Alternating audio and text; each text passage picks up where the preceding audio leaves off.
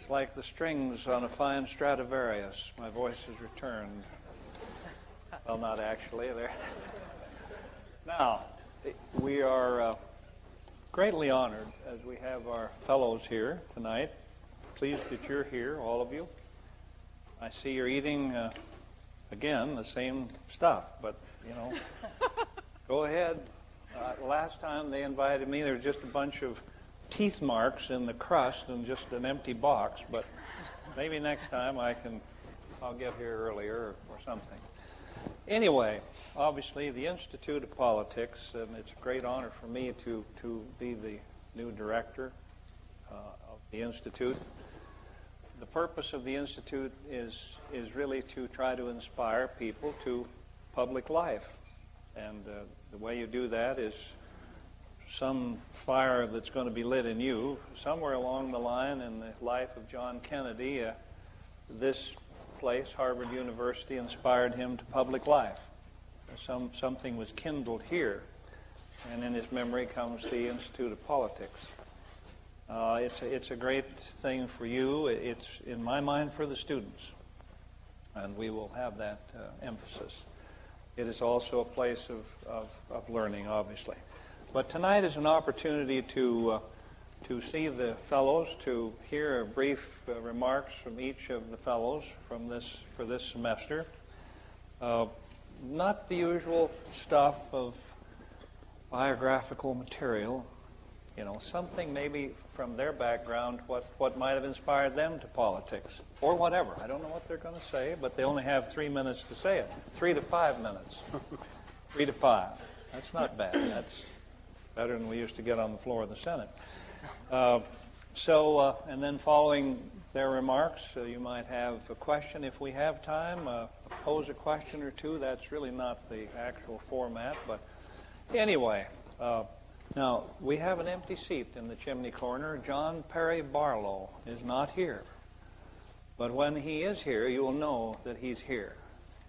He is an associate fellow, and he has a rather checkered career. He is the co-founder, he's not here, don't look around, co-founder of the Electronic Frontier Foundation, a former Republican chairman in Sublette County, Wyoming, and in the state of Wyoming, and a lyricist with the Grateful Dead, and also now a pioneer in cyberspace and a cognitive dissident. That's listed on his card. Cognitive dissident. So you can imagine you're going to have some fun with him. But John Bullard is here. His wife Lori is with him in this great experience, and he is the director of the Office of Sustainable Development and Intergovernmental Affairs of the U.S. Department of Commerce. He was that. And he was the former mayor of New Bedford, Massachusetts. And John, just give them your 3 to 5.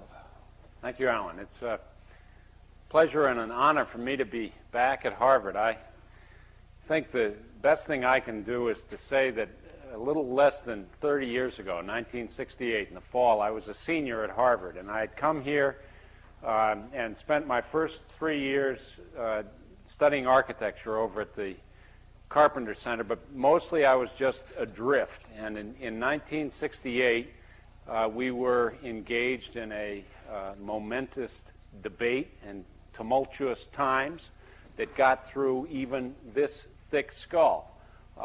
Around the world, there was debate about our role in Vietnam. Closer to home, in this country, there was a raging, violent debate about civil rights. And even here, even closer to home in Cambridge, there was a debate about the role of the university in Cambridge as Harvard willy-nilly bought up a lot of people's houses.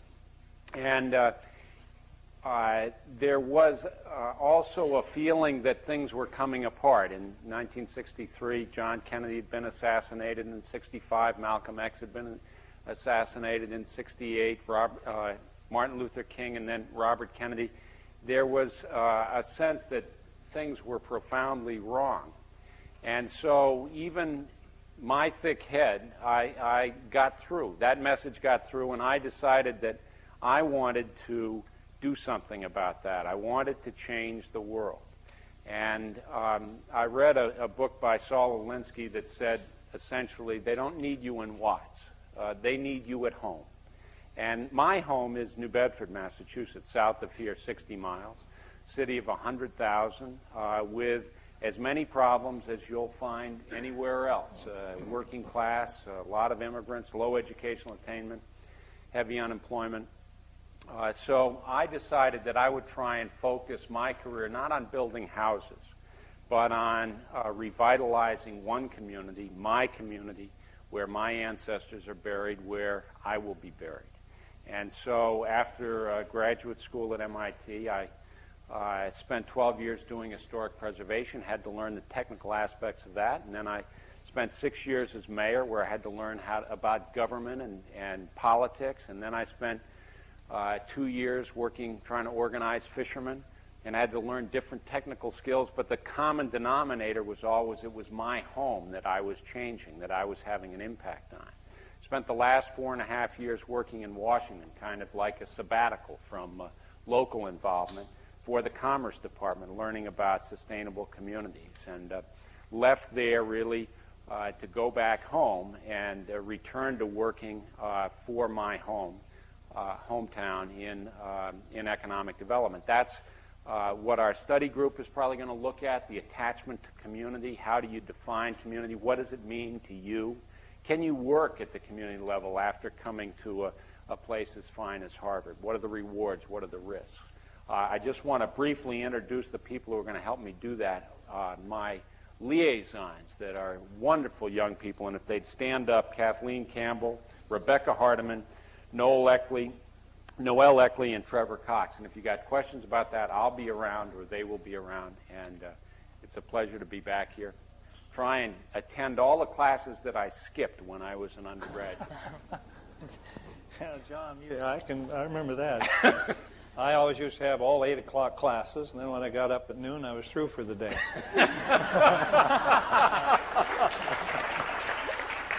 But that was then, I did shape up. Now, Joe Dial and his wife, Marilyn, she is here with him in this experience, and it is such, who was a commissioner of the U.S. Commodity Futures Trading Commission, and also a candidate for Congress in the state of Texas in 1990. And Joe, give him a few of your thoughts about yourself. Thank you, Senator. Politics is in my blood. My great-great-great-grandfather arrived in Texas about 1835, and when Texas won its independence and became an independent nation, a republic, if you will, he served in the Congress of the Republic of Texas. So that's where it all started. I lay the blame at his feet. My father was also very active in politics because he used to tell me, if you don't like what's happening in government, don't gripe and complain about it. Get out and try to do something about it. And so the first campaign button that I pinned on was in 1952, and it said, I like Ike. So since 1952 until now, I've been actively involved in politics on a local, state, and a national level. And I firmly believe that we, the people, get as much out of government as we, the people, put into government. And I'm delighted to have the opportunity and the honor to be here, to meet as many of you as I possibly can, to share the thoughts that I have and the study group speakers that will come to my particular study group in an area that very few people know anything about, but if you decide that you want to attend, you'll find it to be intriguing, interesting, and an area that has a greater role in your everyday lives than you ever dreamed that it might, namely derivatives, futures, and options. The nexus between government and business, not only in the United States, but also internationally. I'd like to ask the 6 fellows, liaisons, workers that are helping steer me through this process to please stand up.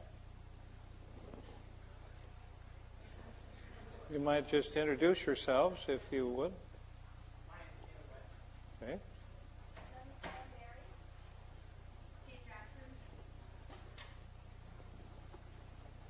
Thank you all very much. Joe, thank thank you, you. Senator. Joe, thank you.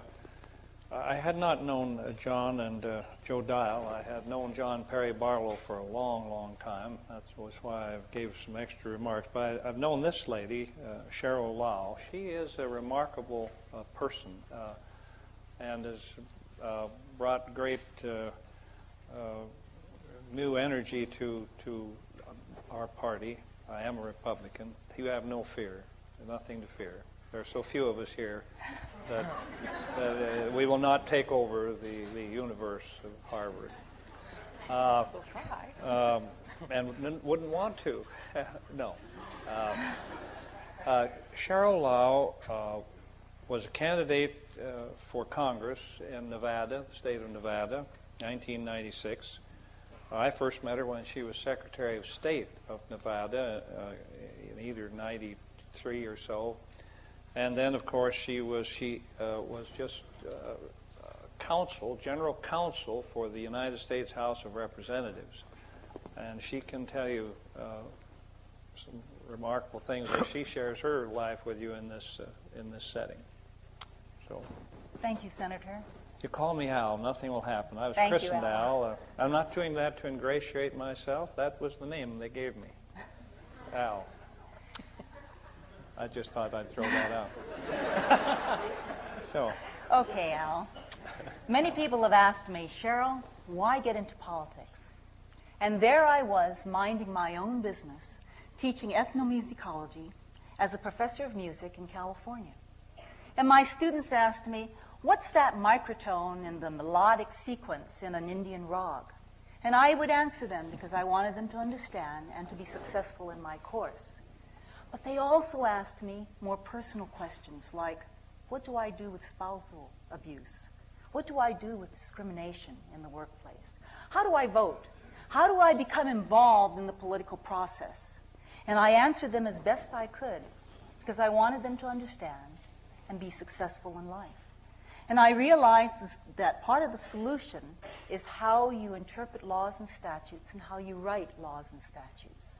And when I became a Deputy Attorney General in Nevada, I tried to rectify some of those laws on spousal abuse and discrimination. And then when I became Secretary of State, it was taking care of political laws so that more people can be involved in the process. Some of you are thinking of investment banking, doctors, lawyers, engineers, and you'll be able to help your individual clients as well as a class of clients. But if you're in politics, and if you are a politician, you'll be able to influence more people, a community, a state, a county, even a nation. But it's unfortunate because so many times the wrong words are associated with politicians and politics, like corrupt, unscrupulous, using personal power for personal gain, saying something that is opportunistic. But there is so much good in politics. In fact, you can fashion the opinions and the principles that would sway a nation, sway many people. And here, all these people on the podium, they're excellent. They have contributed so much to the political system that I hope that you get to know all of them. But is the political system being exclusionary? U.S. politics, does it exclude certain groups rather than include? Asian Americans in U.S. politics, that's what I'm going to be talking about. Talking about how you get into politics, what it's like to be an elected official, the issues that impact certain minority groups. That's what we're going to be talking about. And you'll really see that in your lifetime, we'll all be minorities. And I hope you'll join me, and I would love my liaisons to please stand up, if you would. And if you could introduce yourselves.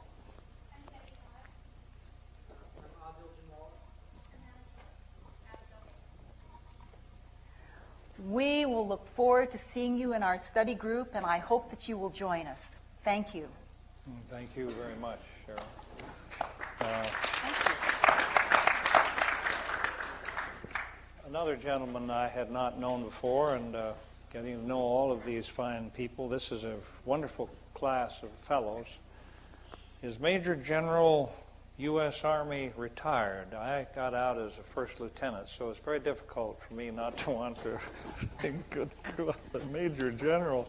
You think that stuff never leaves you, but it does. It sticks with you forever, General.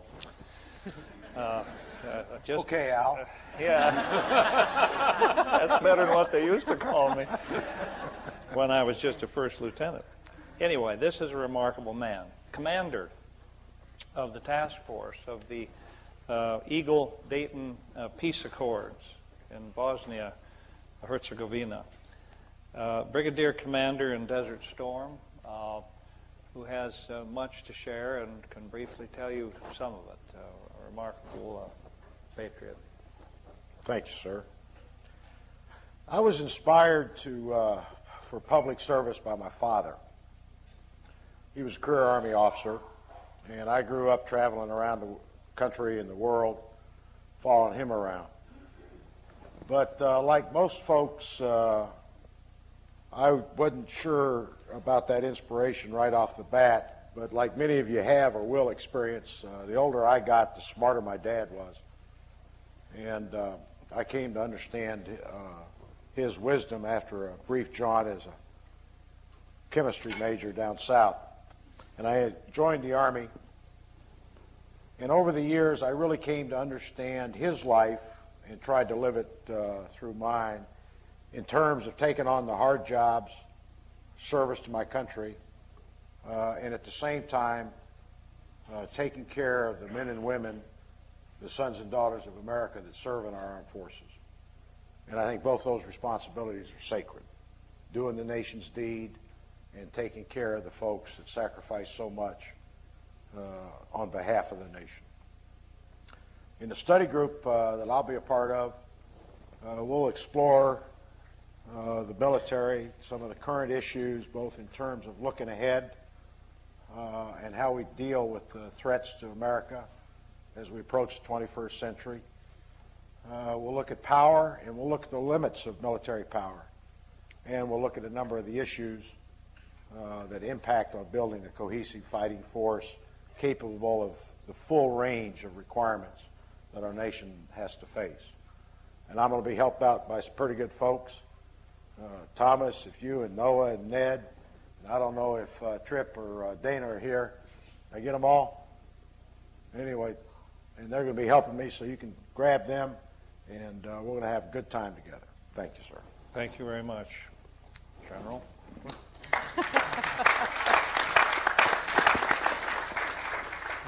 But now this woman, our next fellow to be presented to you, I do know too.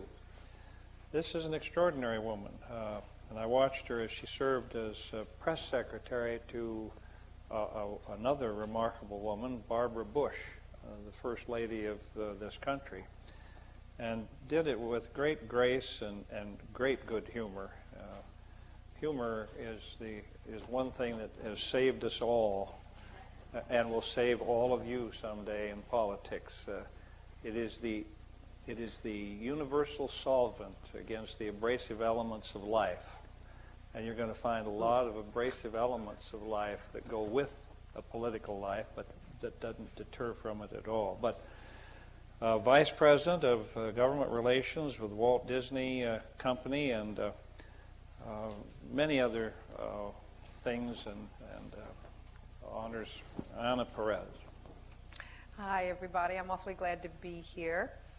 It's still raining. As long as it's raining and not snowing, I'm still glad to be here. When I think of my career in politics, I tend to, the moments that move one, I tend to think of them in very personal terms. And I remember one Christmas, it was a Christmas season, and my son was out of school. He's 20 now, but I guess he was about 12 or so. He was out of school, and I took him to work with me, as I did with both of my children on many occasions. And we were going through the White House to see the Christmas decorations, and we walked past the corridor in front of the Oval Office, and the president's secretary was there. And she said, well, the president isn't here, but come on in and see his tree. He was little personal tree that he decorated himself in the Oval Office. And I remember that because I was thinking then that, now my son is 12 years old, and he's going to have a lot of preconceptions. People are going to stereotype him, and he is going to stereotype others and other situations. To me, this was important for Anthony because I hope that it would mean that he would grow up with respect for symbols of authority, but not be intimidated by them. And I think that that's happened with both of my children, and I really hope that your experience with the IOP and with the fellows and in politics imbues you with the same kind of attitude, respect for those symbols of authority, but don't be intimidated by them. You own the White House. It's yours. The Capitol is yours. That government is yours. And I hope that no matter what comes out, the good, the bad, or the ugly out of Washington, that you'll take a look at it and still want to get involved in some way, whether it's just making sure that you vote even in the primaries, or that you run for city council, or you just get involved. Right after I left government, the job I took was in the entertainment industry. I had no idea that I was going to get involved in the industry. And I began to recognize the intersections and the confluence of entertainment, what we call entertainment or popular culture, and politics. It's always been something that I was kind of interested in, but I think it's been accelerated in the last several years, and that's what we're going to take a look at in my study group. We're going to look at how our culture, our popular culture, is reflected in politics and how it affects politics. Popular culture is also an industry, a major industry. Entertainment now is our major export. That we export more entertainment than we do almost anything else. I think we've just about edged out aerospace. So it not only affects you on a cultural level, it affects you on an economic level. So we're going to be taking a look at those sorts of things: censorship, regulation, all of that. I think we've got some pretty good guest speakers coming in, so you don't have to listen to me all the time. And you won't have to. And the one thing I've said to all of my guest speakers is, don't come prepared to lecture.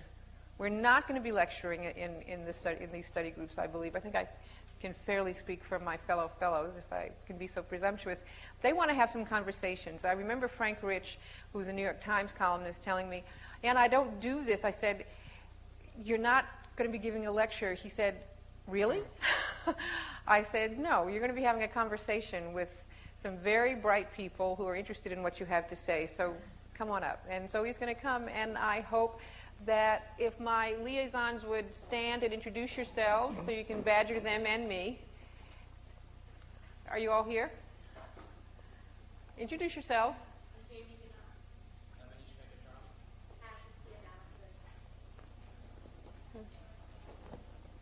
Great. Thanks for coming, guys, and thanks for this opportunity. Thank you.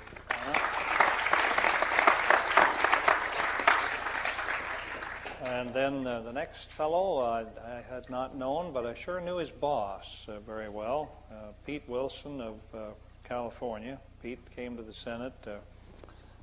Probably Pete's most dramatic moment, we wheeled him in on a gurney about 2 a.m. in the morning and had him vote on a bill to freeze the federal budget.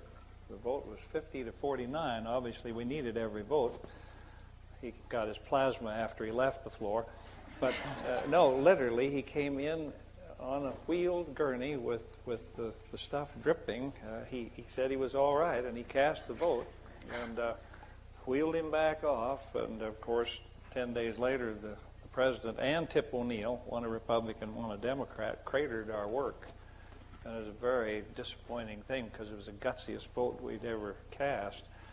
But Dan Schnurr has been a former director of communications for the California Republican Party, a director of communications for Governor Pete Wilson. Pete left the Senate and governor, and the political operative and analyst from California, and Dan Schnurr. Just to follow up on the story about my former boss voting while anesthetized. For the last 16 years, Bob Dole has been getting mileage out of referring to the fact that he wished that Pete Wilson cast all his votes that way. And Pete Wilson tells that joke, so I'm allowed to. We're not supposed to talk about our study groups, but I want to just correct a couple of misperceptions that I got from talking to some of you while we were out at our tables earlier about my study group in California politics. Number one, it is a study group about politics and public policy. We are not going to talk about Baywatch. We're not going to talk about sushi. We're not going to talk about skateboarding. We're not going to talk about the Grateful Dead. It is about politics. Second misperception is that only those of you from California would be interested in this study group. And I would hasten as strongly as I can to correct that misimpression for a couple of reasons. Number one, as you may have seen in the summary of the study groups that's been handed out to you, it's my belief, and I think if you come to the study group, you'll come to learn as well, that California is not only a very good microcosm of the nation as a whole, but it can act as a very accurate early warning system for what you're going to see in politics and public policy across the rest of the country. And whether the issue is tax cuts or term limits or illegal immigration or racial preferences, what starts in California today is something you're going to see across the rest of the country very soon. The other reason I think the group would be of interest to some people who are not from California has to do with my own background. My background, unlike the rest of the fellows, which I think provides a little bit of diversity, is almost exclusively in campaign politics. I've worked on campaigns ever since I've been out of school. That's been about 10 years now. And I can tell you this, and will tell you more of this as the semester progresses. It is the most fun that a young person can have. You go to work for IBM or Hewlett-Packard or something like that, and you spend years and years and years working your way up the ladder. The great thing about campaigns is they never have enough money and they never have enough staff. So as you get older, you don't want to work on campaigns because there's too much to do and not enough money for it.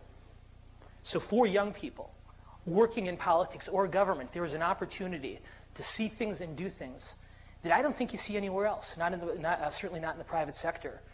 And more than anything, that is what motivated me to get involved in politics, was the idea that I could make a difference, not just someday, not just after 10 years or 20 years or 30 years or 40 years, but right away.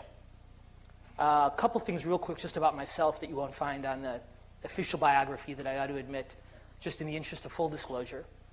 I am a California Republican and want to spend just a moment or two telling you how I became one. Becoming a Republican was the longer part of the process, as most of you can probably appreciate. My father is a big-time Democrat back in my home state of Wisconsin. He was our county chairman for the Jerry Brown for President campaign when I was in junior high school. And the very first political event I ever went to was a campaign rally for Jerry Brown for President in Madison, Wisconsin, put on by Francis Ford Coppola.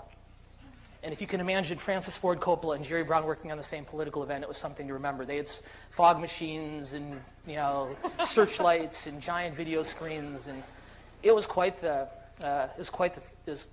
impressive. And I'd been working for George Bush for about a year or so when I realized that not all political events were like that.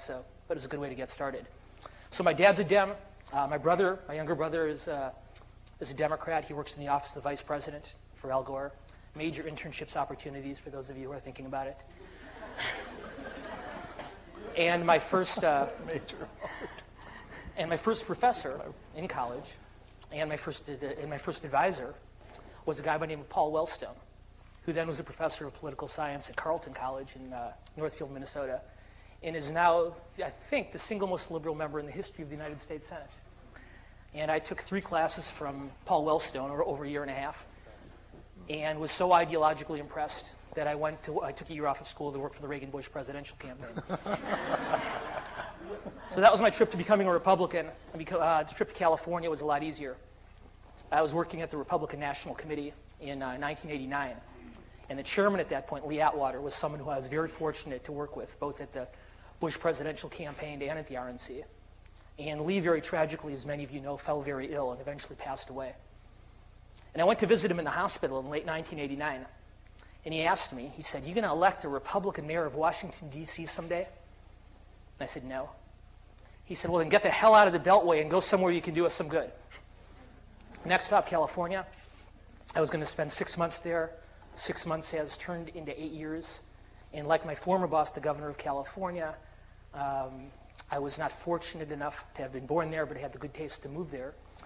And so for either of those of you from California who are homesick, we can do some serious homesickness over the course of the semester. And for those of you who aren't, but are interested in campaign politics and government and public policy, I think what you'd learn in the seminar is something that, in the study group is something that'd be of real use to you. Thank you. Oh, wait, I got to introduce my liaisons. Mark, Marvin, Grant, Joel, and Jackie. Are you guys all here? Can I tell them which one is which? No, they don't. Well, then,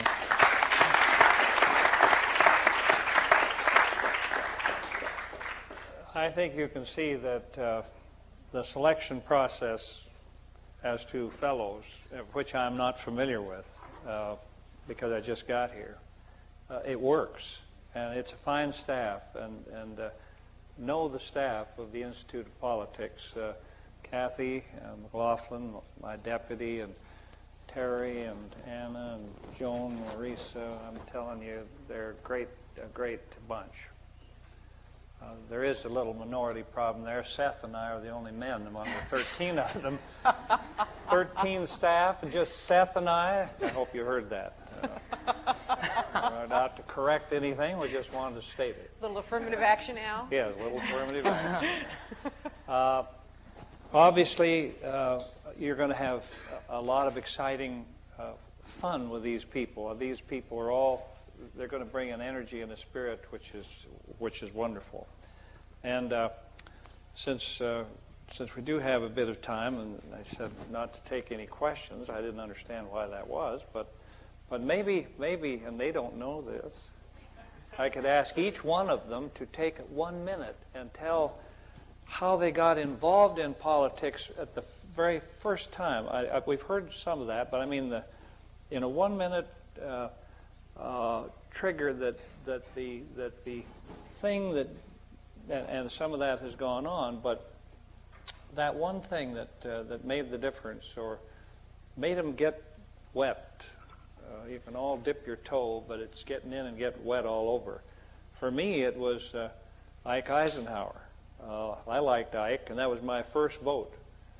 And my wife, a lovely woman, you'll meet her. She's finally coming. I've got to get some flowers, a little Valentine material tonight, and I'll have that. I'll have that by the time I pick her up tonight at the airport. Her parents had a bust of Franklin Delano Roosevelt on the mantle. Franklin Roosevelt. And we got married. I said, Ann, are you going to vote for Ike? She said, that's my business. I never knew how she voted. Probably Adlai Stevens. But for me, it was, I did like Ike, and so I got into it and worked for him. But I was also playing football for the University of Wyoming. I weighed 260 and had hair in those days. And I had an Ike button on. We were playing the Utah Redskins. I know that's politically incorrect, but they do it in Washington. I haven't heard anybody complain. Oh, that's always the greatest hypocrisy of all time. The Washington Redskins. Try that one. We wouldn't do that out in Wyoming, but that's the way they do it in Washington. There I had this Ike button, and the coach came up and said, get that off your lapel. What's that crap? I said, it's an Eisenhower button. He said, we don't have time for that. We're here to play football. Oh, I thought, well, that was a violation of my rights, but at that time, I knew I wouldn't eat. And the athletic scholarship would be gone. But I thought to myself, if I want to do that, I will. And so I thought, well, I'll just keep doing it. Then my dad was governor and U.S. senator, and I watched to see if it affected them, if it changed them, changed my mother and father, made them different. Didn't. And so I launched in. And you have to have a pretty understanding spouse in this line of work. You're going to do this, I can tell you that. Very important. But if you have a quick one, any swift advice, John, 1 minute's worth or whatever? A lot of members of my family had been in politics, so I guess it didn't start out being foreign. What might have been foreign is I'm a Democrat, and all of my family were Republicans. My grandfather served in the Congress for 25 years, earning consistent 0 ratings from the ADA. And so I knew that, and my parents are town meeting members in the New England town meeting, very old form of government. And so I'd always been around politics and government. Deciding to run for mayor and then running for mayor, I found an incredible experience. I lost the first time and then won a few. Going out on a job interview, retail, knocking on doors, asking people for their vote is a very humbling experience. It's a very public process. And I guess whether you win or lose, what I found best about it was how much you learn about people and your community. I ran at the local level. It's the best education you can get. And also, despite all the bad things you hear about politics in general, the people that you run into, the people who end up working alongside of you, 99% are there for idealistic, honorable reasons. I mean, there's the odd person who wants a job at the end of it, but 99% are there because they just want to make a difference. And it is trite to say that you're honored by the support given to you by people like that, but it is true. Tremendous education, and it's very inspiring to see the idealism that is still around in people. That's a very real one. You never forget the people who come to you and say, I want to help you get elected, and it's very touching, and you never forget their names or their faces, because they're coming to you when it isn't even safe. There might be a primary, maybe their best pal will run, but they've come to you and said, I will do this, and you never forget those people. That's a wonderful part. Joe, do you have any? I have an Ike Button story also. My father was the Republican county chairman in South Texas, and when he and his group met, they met in a phone booth, because in the 1950s, there weren't very many Republicans in South Texas. Matter of fact, it wasn't even safe to acknowledge that you were a Republican in South Texas in the 1950s. But I admired him so much and the courage that he had that I pinned that button on. I was a freshman student at a private honor military school. And I was the leading candidate to be awarded the highest award for a freshman. And I was at the inspection, the general inspection, and this military colonel comes down the line, and I have the Ike Button pinned on me, and I'm spick and span, and I look like $1 million in my uniform. And he moves in front of me, and he says, "Soldier, you're out of uniform. Demerits." And so there went my dream of receiving the freshman cadet honor. But I wasn't deterred, because I believed in what Eisenhower stood for, and I believed in what a lot of other Republicans and other candidates have stood for down through the years. And that's one of the reasons why I ran for Congress in 1990. Before I ran, they said to me, you realize that 98% of the incumbent members of the U.S. House of Representatives are reelected. And I was a challenger to an incumbent. 98% of them are reelected. I said, well, you're saying I have a 2% chance. And they said, that's right. I said, sound like pretty good odds to me. Let's go for it. You have to be willing to challenge the system. You have to be willing to risk something. You have to be willing to lose in order to win. And to serve your country, even in a losing way, is a wonderful opportunity to give back something for all that we receive as Americans in the form of government that we have. So I would encourage you to get involved, become a part of the process, the political process, and remember, if you don't like the government that's in your city or your county or your state or national, don't blame the politicians, but blame yourself, because you have the opportunity to bring about change. Thank you. Oh, that's right. Cheryl, any quick ones you have for this fine group of young men and women? Al, you asked me what the spark was. I grew up in Hawaii, and I ran around in cane fields and pineapple fields, never thinking anything of politics, never thinking anything of inequities, because in Hawaii it was quite a melting pot, except for some of the Caucasians. Because it's easier to get a job if you're Asian in Hawaii because of the population there. But sometimes many of the Caucasians were not getting jobs like the Asians were. And I thought, now that is a bit peculiar, but I had that in the back of my mind. When I graduated from high school, I had talked to my counselor prior to that and said, what do you think I can be? And she said, well, Cheryl, women are usually secretaries, teachers, or nurses. Now, that didn't faze me at that particular time because my mom was the best music teacher there ever was. And I wanted to be a band teacher like she was, thus going into music. But I always kept that in the back of my mind. Then I'll pick up the story when I talk to you. When I was in California and teaching, and I realized now there was reverse discrimination. People were coming up and asking me, especially minority students, how come I'm discriminated against? What can I do?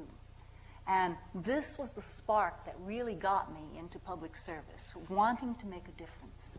And it is a very circuitous route that I took. Started out as a music major, and then went into law, and then into politics. But you can do it.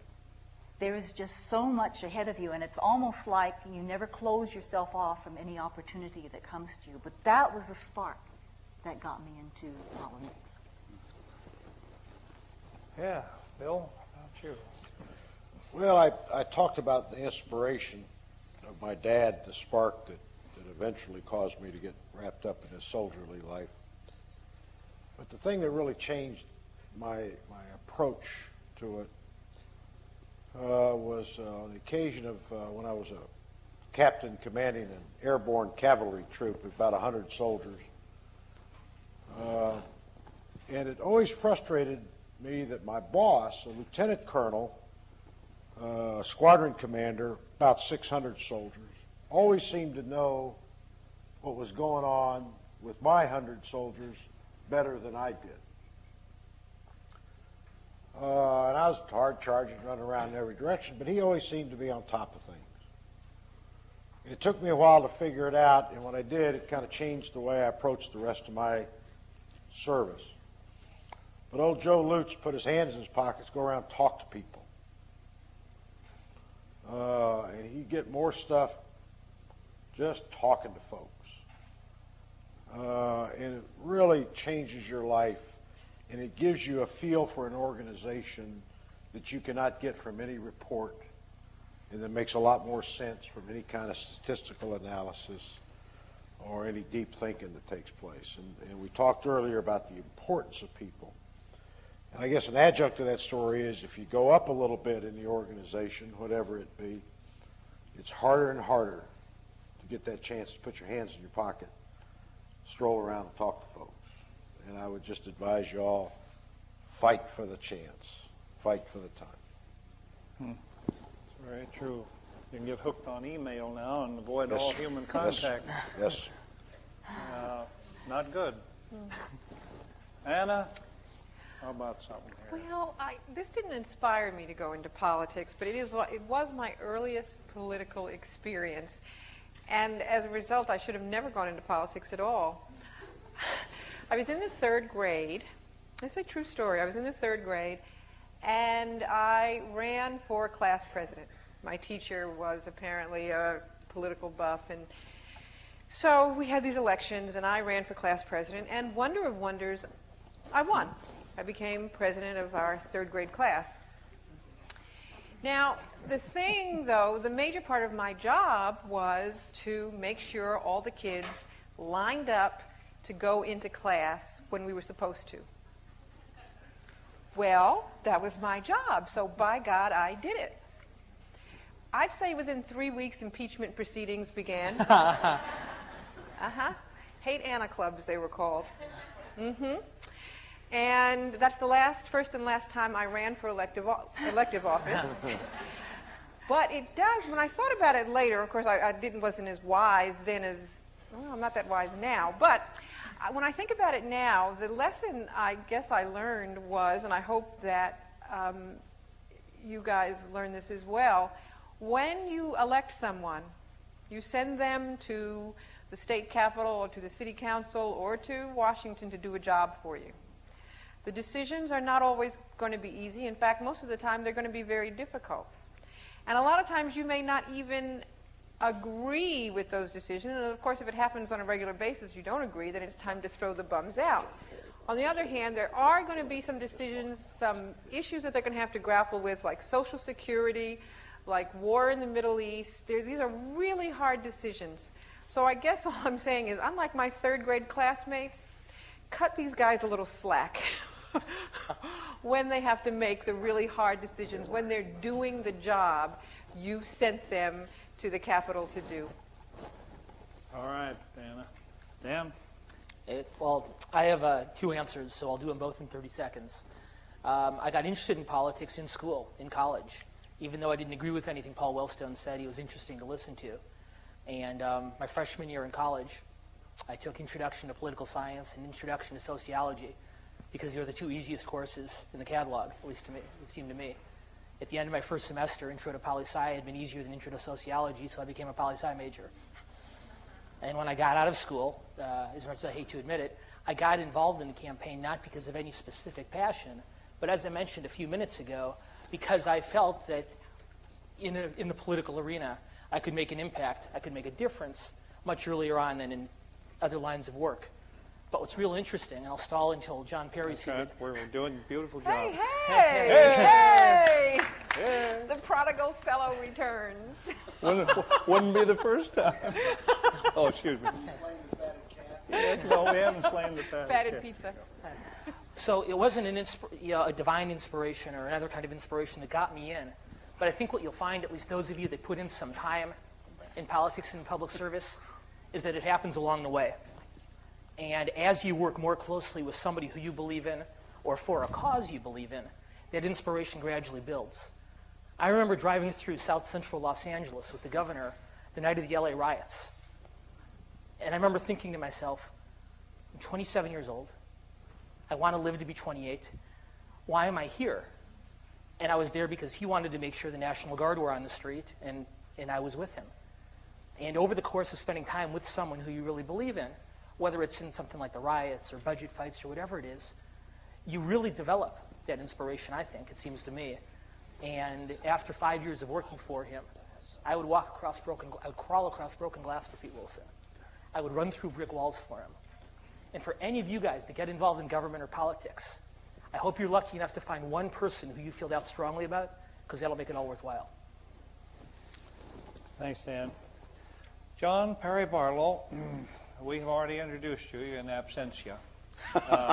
But you're here, and I'm pleased you're here. It's better being sentenced in absentia. I gave him the pitch. This is the guy I told you about. Lyricist with the Grateful Dead, cognitive dissident, cyberspace pioneer, the whole works. And you're gonna have a lot of wonderful interchange with these people. But John, if you could give them 3 to 5 minutes of stuff that is not in your biography, as to what you think you can bring to this fine group of young people. Well, given the fact that I've been in an aircraft fuselage most of the last 48 hours, this could be one of the few cases of speaking in tongues that you get in the state of Massachusetts. So if I just launch into glossolalia, I hope you'll hope that there's revelation in there someplace. I'm here partly because I'm very, very fond of Al Simpson. And whatever he does is something that I want to do. About half the time. Yeah. We have some letters that we've exchanged over the years that would if you read only those letters, you might think otherwise. But I'm here because about 1.5 years ago, I came and spoke here with some friends of mine who were talking about the effect of media on politics. And the underlying assumption of that discussion, I found, was that the only media that counted were broadcast media. And I believe that we are in the middle of a very great moment in human history where we will no longer be engaged in a distribution of information that requires people to buy ink by the barrel in order to have freedom of speech. That now, for the first time, anybody who has anything to contribute can say whatever they want, and somebody will listen. And if they say something that is compelling and provocative enough, it's not inconceivable that the whole world will listen. And that will cause the renegotiation of practically every power relationship that has formed on the planet Earth since Gutenberg. And I think that that's a very important moment. I want us to be thinking about that. And I want us to be discussing how we can manage the transition in a way that causes as little human disturbance as possible. Usually when there is a major revolution in economy and information distribution, a lot of people get killed. I mean, that's not a hyperbolic statement. You could make a fairly strong argument that the American Civil War was a war between agriculture and industry, and on some bad days during that war, 50,000 people got killed a day. I don't think that we're going to go that way this time. But I do know, as a result of having tried to defend civil liberties in the great virtual social space that we call cyberspace, from the various assaults of the governments of the physical world, that it is not going to be an easy time. And we need to be thinking very hard about how to manage this. And I hope that you folks, who I regard as the natives of a place to which I will always be an immigrant, will help me and the others who are interested in these issues define systems of governance that will work in a place where all the old systems of government, which involve seizure or constraint within physical boundaries of physical things like the human body or property, can work. We need to figure out how to govern without government. In other words, I want to talk about anarchy that works. And I would like your help with that. And if any of you are willing to help me with that, please feel free to sign up for my study group. And I also encourage you strongly to take advantage of my fellow fellows here, because even though I've been here a short time and much of it I've been gone, I think this is one of the finest groups of human beings I've ever been honored to be among. And I'm very grateful to be here with them. Thanks. Thanks, John. Well, if you somehow fail to be stimulated by this group of fellows in these next weeks, it would be like spitting in God's eye. This is why I like him so much. So, I guess that takes care of that. On that note. These are remarkable people, and you should take full advantage of it, and that's it. We'll see you together. So we're off.